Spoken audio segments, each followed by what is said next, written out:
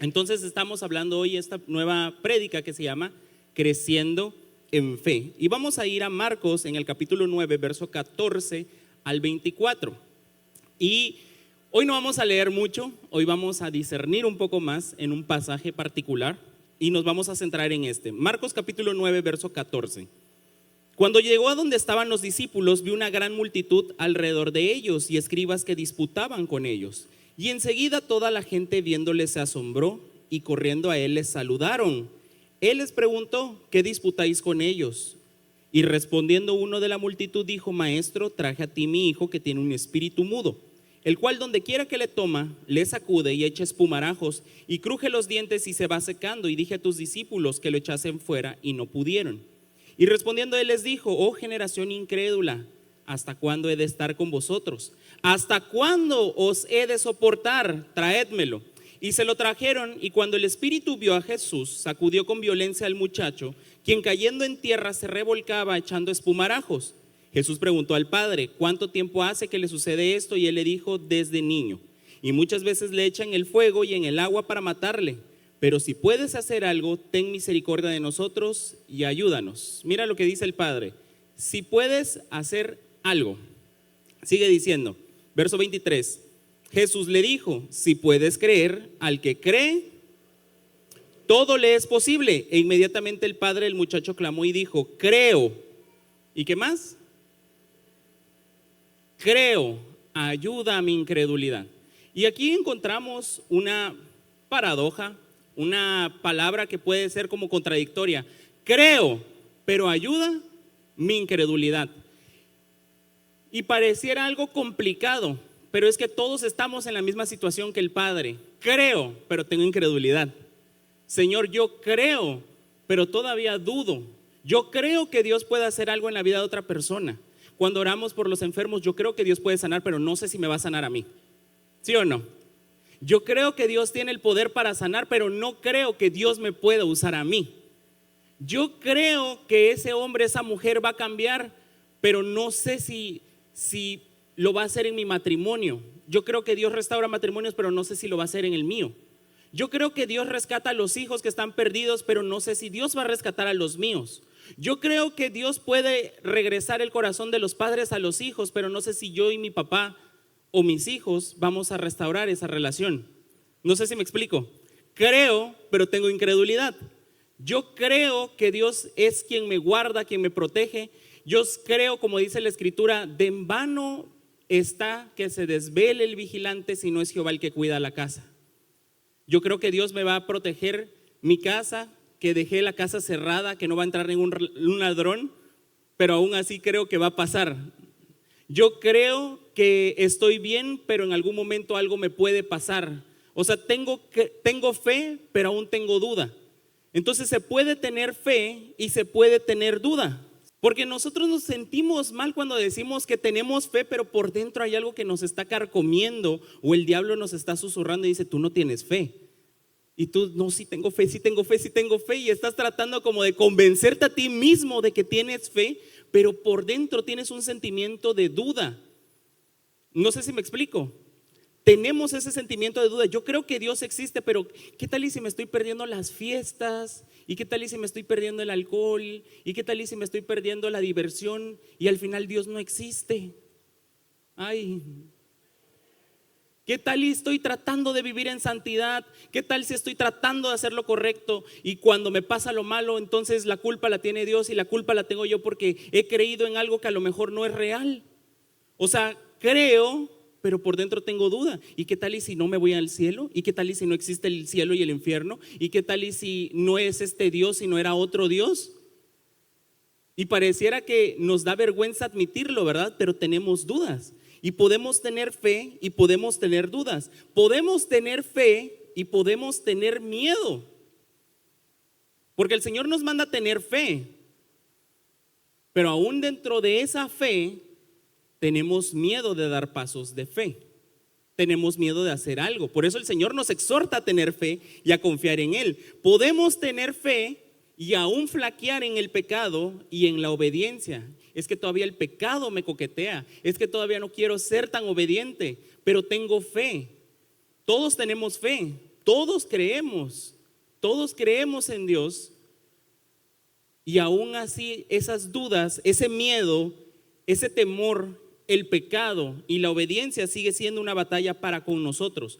El día que conocemos a Jesús, sucede el acto de fe que nos lleva a la salvación. Cuando alguien ora por nosotros o cuando nosotros decidimos aceptar a Jesús en nuestro corazón, la fe nos lleva a creer que Dios existe, pero también nos lleva a reconocer que no podemos hacer nada para alcanzar salvación. Cuando este hombre le dice a Jesús, creo, pero ayuda a mi incredulidad, está reconociendo su debilidad, está reconociendo que es insuficiente para poder hacer algo, está reconociendo que necesita ayuda. Y muchas veces los que somos creyentes, esta prédica es para los que tenemos fe. No importa si tienes poquita o mucha fe o lo que tú consideres que tienes de fe. Yo estaba escuchando unas enseñanzas la semana pasada y decía, mucho de lo que todavía me cuesta trabajo es de las cosas más básicas o sencillas. No te voy a contar todo, ¿verdad? Pero yo decía, todavía me hace falta crecer en fe. Todavía reconozco hoy que necesito crecer en fe, porque hay cosas que hago con mis fuerzas, que creo que Dios está, pero también tengo que reconocer y creer que Dios puede hacer algo más allá de mis fuerzas. Porque fíjate lo que sucede con los creyentes, que muchas veces le dejan todo en las manos de Dios y ay, si Dios quiere, ay, allá si Dios proveerá, Dios lo va a hacer, y lo dejan todo en manos de Dios. Y hay otros que me incluyo en ese lugar. Yo no dejo nada en manos de Dios. Yo digo, Dios me va a bendecir, pero yo lo tengo que hacer. No sé si me explico. Y creo que muchos de los discípulos de aquí de Manantial somos así. Como yo sé que Dios me va a bendecir, pero yo tengo que poner las manos a hacer algo. Y ya no dejamos tampoco lugar a lo sobrenatural o a que Dios nos sorprenda, porque lo queremos hacer con nuestras fuerzas y eso nos afana. Y eso también es falta de fe. O sea, ni mucho que quema el santo, ni tanto que no le alumbre. Hay que tener fe para creer, hay que tener discernimiento y sabiduría. Pero tenemos que crecer en fe, todos tenemos que crecer en la fe. Porque la fe que hoy tenemos nos ha llevado a estos 15 años. La fe que hoy tienes te ha llevado hasta el lugar en el que estás el día de hoy. Pero yo no sé si los próximos años te esperas ver en el mismo lugar o sentado llorando y orando por la misma cosa. No sé si me estoy explicando acá. No sé si te quieres ver los próximos años de la misma manera, pero mucho tiene que ver con la fe. Tengamos el deseo de crecer. Uno de los problemas de nosotros como creyentes es que queremos llegar solo a la casa de Dios y dejar que Dios lo haga todo y esperar el tiempo de Dios. Y a veces no anhelamos crecer en fe. Pero fíjate que los discípulos, solo te voy a dar unas citas para que lo anotes. En Lucas capítulo 11, verso 1, eso no me lo busquen allá, solo es nota. Lucas capítulo 11, verso 1, los discípulos de Jesús le dijeron, enséñanos a orar. Y por eso Jesús mostró ¿cómo se dice? El ejemplo de la oración, el modelo de la oración. Por eso Jesús nos enseñó el modelo de oración. Porque hubo alguien que estaba cerca de Jesús y dijo, ¿sabes qué? Enséñanos a orar. ¿Alguna vez tú le has preguntado a tu líder cómo se ora? Y seguro, si es ay Dios Padre, perdóname por lo que voy a decir, pero si es un líder floja de decir, si nada más es hablar con Dios, eso le dices a alguien que acaba de conocer a Cristo. Pero orar es algo que se ve en el rostro de la gente que ora manifiesta su tiempo con Dios. Se ve, se percibe la relación que tiene con Jesús. Por eso los discípulos cuando vieron a Jesús, porque cuando ellos le preguntan a Jesús, o más bien cuando ellos le dicen a Jesús, enséñanos a orar, es porque Jesús venía de orar. Y porque todas las cosas que hacía Jesús era capaz de hacerlas por el tiempo que pasaba con Dios. Fíjate que Jesús, aún siendo Dios, aún pasaba tiempo en la presencia de Dios. Y tú y yo, que no somos Jesús y no somos Dios, no pasamos tiempo con Dios. Entonces, ¿cómo podemos crecer en fe o saber cómo orar si no pasamos ese tiempo particularmente con Dios? No sé si me estoy explicando. Y el día en el trabajo pasamos 8 horas diarias trabajando, de lunes a sábado, 48 horas de trabajo, 40 horas laborales. 8 horas durmiendo, otras 48 horas durmiendo en toda la semana y orando solo media hora cuando venimos a la iglesia el martes, otra media hora el domingo y otra media hora el viernes o el día de tu grupo. ¿Con 1 hora y media bastará? Ay, Padre Santo. Pero necesitamos anhelar crecer en fe. Los discípulos miraron a Jesús y le dijeron: enséñanos a orar. Y un líder que pasa tiempo de oración podrá enseñar a sus discípulos a pasar tiempo de oración, porque eso se inspira, se ve, se percibe en el Espíritu. Es algo sobrenatural. Lucas capítulo 17, verso 5, esa es otra nota. Tranquilo, esa es otra nota. Lucas capítulo 17, verso 5.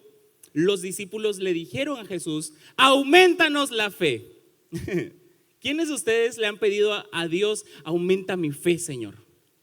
¿Quiénes le han dicho a Jesús: Señor, yo quiero tener más fe, yo necesito creer más, yo necesito más?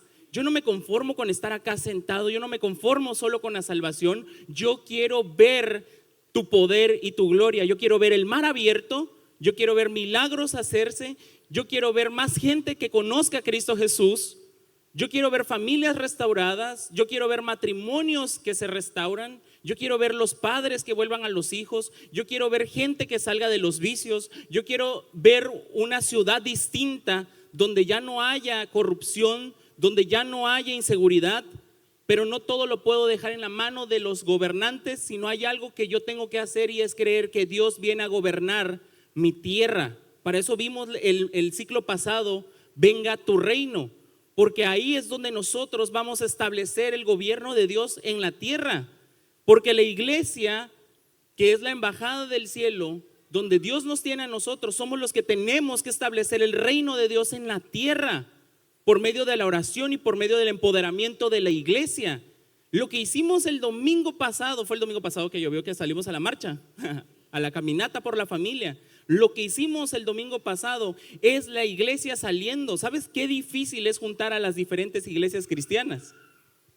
Porque todos están peleando por sus doctrinas. Mira qué dice, voy a regresar un poquito. Marcos capítulo 9, verso 14. Ay, Dios Padre, me dio la revelación, pero dije no lo voy a mencionar. Pero mira qué dice Marcos capítulo 9, verso 14. La misma cita donde estábamos. Cuando llegó a donde estaban los discípulos, vio una gran multitud alrededor de ellos y escribas que disputaban ¿con quién?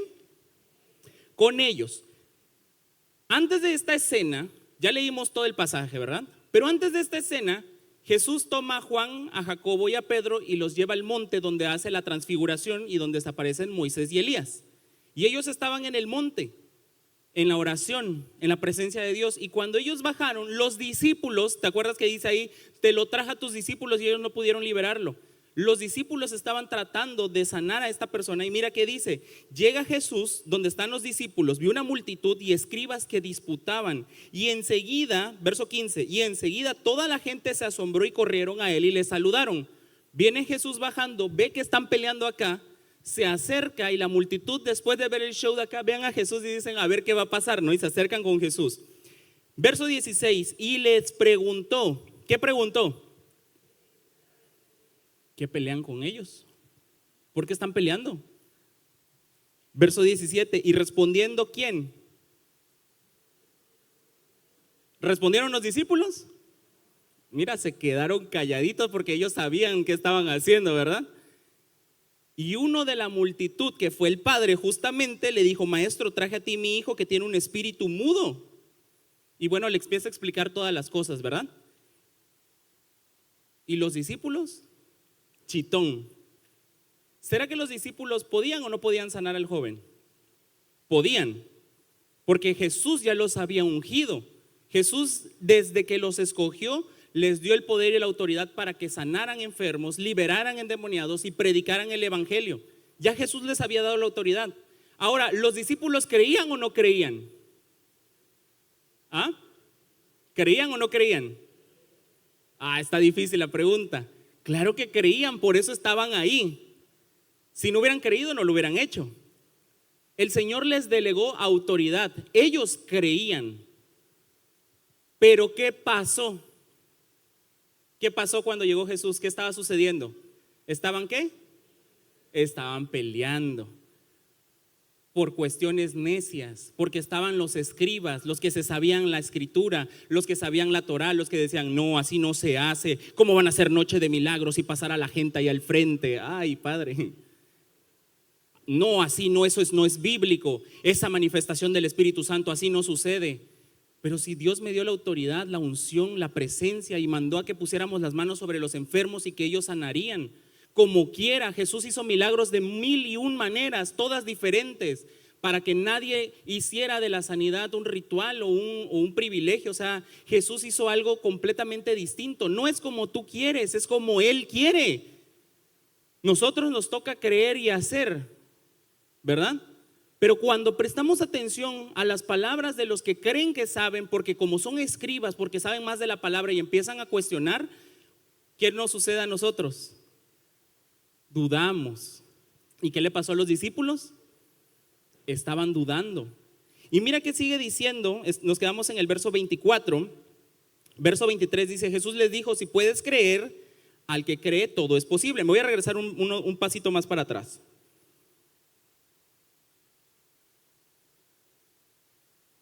Verso 20. Vamos al verso 20. Marcos capítulo 9, verso 20. Y se lo trajeron. Y cuando el Espíritu vio a Jesús, ¿qué pasó? Sacudió con violencia al muchacho quien cayendo en tierra se revolcaba y echaba. ¿No era lo que le había dicho el papá? El papá se lo explica antes y le dice, mira, mi hijo tiene un espíritu que lo tira, que lo revuelca, a veces lo tira en agua y a veces lo tira en fuego. ¿Ahorita dónde cayó? En la tierra. Porque cuando le dice el padre, lo tira en agua y lo tira en fuego, porque lo quiere matar. Pero ahorita está en la tierra, entonces en la tierra no le va a pasar nada. No sé si me explico. El espíritu se asustó o se empezó a manifestar cuando estaba delante de Jesús.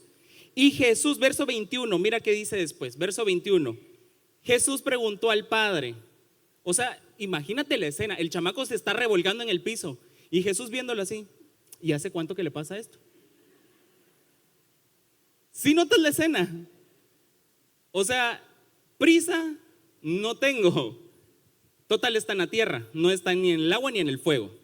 Y Jesús le pregunta al padre, ¿y cuánto tiempo hace que pasa esto? Y el padre diciendo, desde niño muchas veces le echan el fuego y en el agua para matarle. Pero si puedes hacer algo, fíjate lo que dice, si tú puedes hacer algo, ten misericordia de nosotros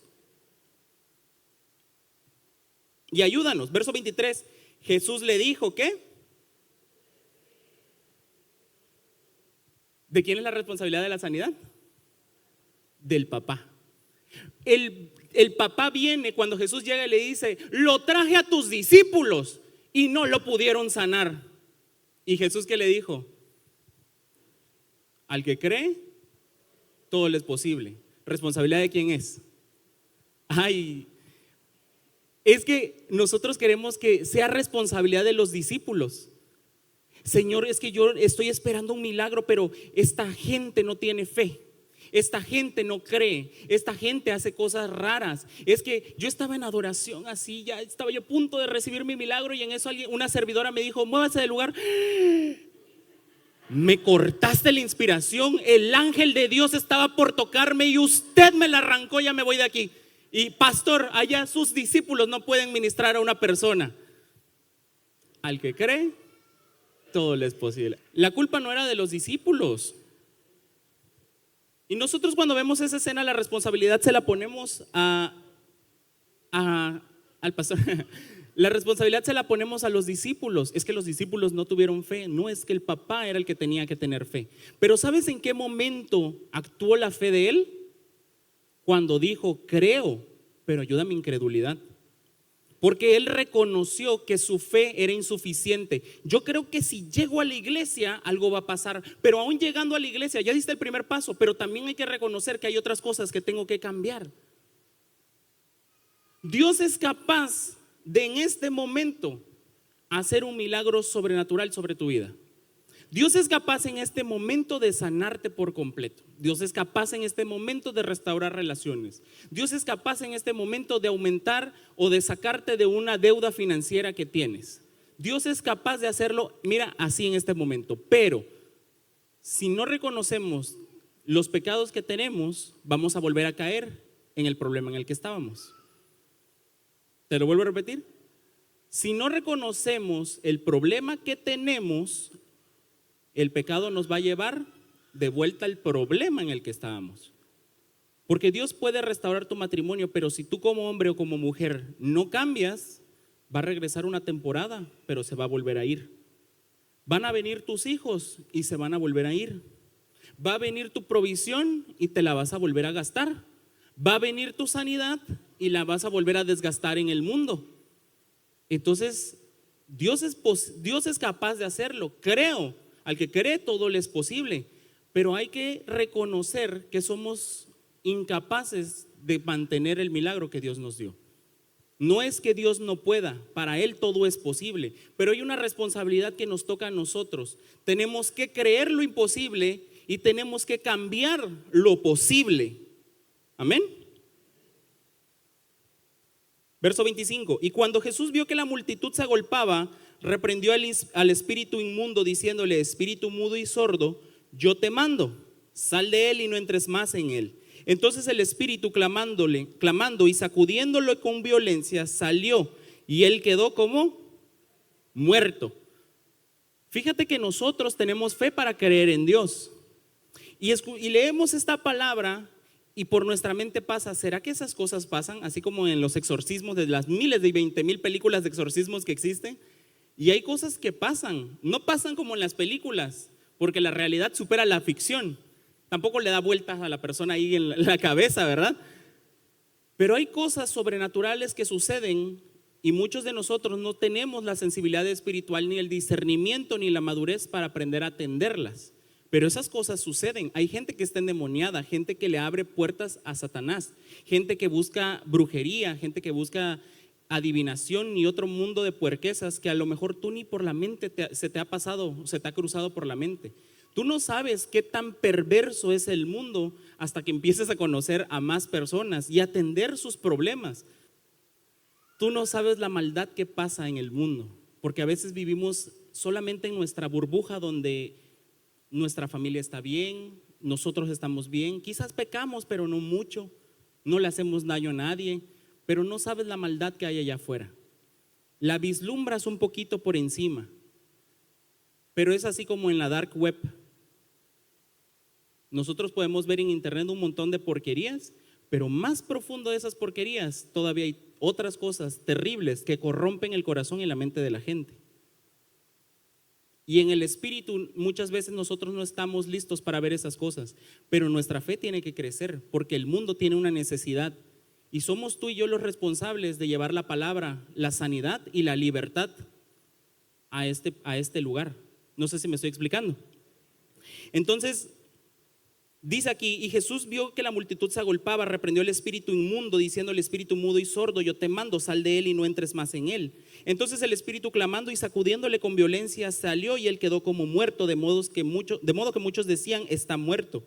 Pero Jesús, tomándole de la mano, lo enderezó y se levantó. Cuando él entró en casa, sus discípulos le preguntaron aparte: ¿por qué nosotros no pudimos echarle fuera? Y les dijo: este género con nada puede salir sino con oración y ayuno. Pero no habla Jesús del demonio. O sea, Jesús no está hablando de que este demonio solo sale con ayuno y oración, porque Jesús no nos mandó, ni el Señor nos mandó a ayunar y a orar para liberar demonios. Ya la autoridad ya nos las dio, ¿sí o no? Jesús dijo: este género se refiere al género de las personas, al género de la incredulidad. Por eso en el verso 19 dice: generación incrédula, ¿hasta cuándo voy a estar con vosotros? ¿Y hasta cuándo los voy a qué? ¿Los voy a? Créeme que Jesús nos soporta nuestra incredulidad. O sea, está soportando nuestra incredulidad. Jesús, por eso nos manda soportándonos los unos con los otros. Jesús soporta nuestra incredulidad, porque la incredulidad no le agrada. Por eso la Escritura dice: sin fe es imposible agradar a Dios. Y si es imposible agradar a Dios, lo contrario que es, que nos soporte. No soporta la incredulidad. Tú llegas a Jesús la primera vez, haces una oración de fe y reconoces: Señor, yo reconozco que soy pecador y no hay nada que yo pueda hacer para alcanzar el cielo. Eso es lo primero que nosotros hacemos cuando recibimos a Jesús. Creo, pero ayuda a mi incredulidad. Yo creo, Jesús, que tú eres mi Señor y Salvador. Y por muy buena persona que yo sea y por muy buen cristiano que yo me crea, no hay nada que yo pueda hacer para alcanzar la salvación. Solamente ha sido tu gracia, tu amor, tu misericordia en mi vida. Ahí reconocemos nuestra incapacidad, ahí reconocemos nuestra incredulidad, ahí reconocemos nuestra insuficiencia, porque solamente es el amor de Jesús el que nos pudo transformar y alcanzar. Pero cuando vamos creciendo en la fe, porque hay que crecer en la fe, poco a poco vamos creyéndole más a Dios. Santiago capítulo 2, verso 19 al 26. Santiago capítulo 2, verso del 19 al 26. Tú crees que Dios es uno, bien haces. ¿También qué? También los demonios creen y tiemblan. O sea, ese demonio que vio a Jesús revolcó al muchacho. Él creía más que el papá. Qué curioso, ¿verdad? Porque en el mundo sobrenatural ellos saben de dónde vienen. También los demonios creen. ¿Y qué crees? Que además de que creen, tiemblan. Pero nosotros ni creemos ni temblamos. El amor de Dios es tan grande y su misericordia es tan grande que Él ha tenido paciencia de nosotros. Tiene paciencia para con nosotros. Solamente la gracia de Dios es la que no nos ha consumido. Porque nuestra palabra es: si Dios existe, que se me presente, ¿no? Pero tú sabes lo que va a hacer si se te presenta. Es lo que nosotros pensamos, que Jesús nos va a llegar. Si Dios quiere que yo me convierta, que se me ponga aquí enfrente, hermano. Si se te pone enfrente, su santidad te consume. Pero nosotros somos bien retadores para con Dios, para decir: no, si Dios quiere transformarme, que me hable, a ver, que me diga Él. Somos retadores para con Dios y no nos damos cuenta que su gracia es la que dice: te soporto, tengo paciencia, mi misericordia espera. No voy a derramar mi ira sobre la tierra, porque para eso está Jesús, que intercede por nosotros. Él cargó el precio del pecado. Él llevó tu pecado y el mío en la cruz. Él sufrió la injusticia. Él pagó con la sangre. Él llevó la humillación para que tú y yo no la vivamos. Esa fue la gracia del Señor. Pero nosotros todavía somos retadores para decirle a Dios: si tú quieres, háblame, porque yo no te voy a buscar. El amor de Dios ha sido tan grande que en eso nos está esperando. Y dice: tú crees que Dios es uno y bien haces. También los demonios creen y tiemblan. Verso 20: mas quieres saber, hombre vano, que la fe sin obras, ¿qué dicen? Verso 21: no fue justificado por las obras Abraham nuestro padre cuando ofreció a su hijo Isaac sobre el altar. ¿No ves que la fe actuó juntamente con sus obras y que la fe, ¿qué dice?, se perfeccionó por las obras? Y se cumplió en la escritura que dice: Abraham creyó a Dios y le fue contado por justicia y fue llamado. Vosotros veis pues que el hombre es justificado por las obras y no solamente por la fe. Di conmigo: justificado. No es lo mismo ser salvo que ser justificado. Nosotros somos salvos por medio de la fe, no por obras, para que nadie se glorifique. Eso lo dice Efesios capítulo 2, verso del 5 al 11, algo así. Somos salvos solo por la fe. Las obras no tienen nada que ver con la salvación, pero las obras sí nos hablan de la fe que tenemos. ¿Estamos ahí? Somos salvos por la fe, no por obras, pero las obras testifican la fe que tenemos. Por eso dice que si creemos, debemos confesar, porque con el corazón se cree para justicia, pero con la boca se confiesa para salvación. Por eso nos manda a bautizarnos, porque yo creo en Jesús, pero si no me meto en el agua y no nazco de nuevo, entonces no hay una obra que manifieste que yo he nacido de nuevo. Es que es necesario sumergirse en el agua. Y naturalmente, quitándonos la idea ahorita de Jesús, ¿cuántas veces te has metido en la piscina? o en la playa.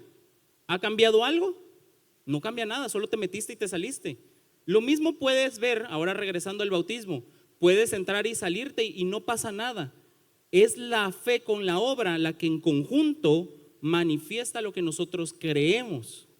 Vosotros veis pues que el hombre es justificado por las obras y no solamente por la fe. Verso 25, asimismo también Rahab la ramera no fue justificada por obras cuando recibió a los mensajeros y los envió por otro camino, porque como el cuerpo sin espíritu está muerto, así también la fe sin obras está muerta. Nosotros tenemos que actuar en fe. Entonces, es la fe la que actúa por las obras. Nosotros tenemos que creer en los milagros que Dios tiene para nosotros en este tiempo. Nosotros tenemos que quebrantar nuestra mente para creer en algo más.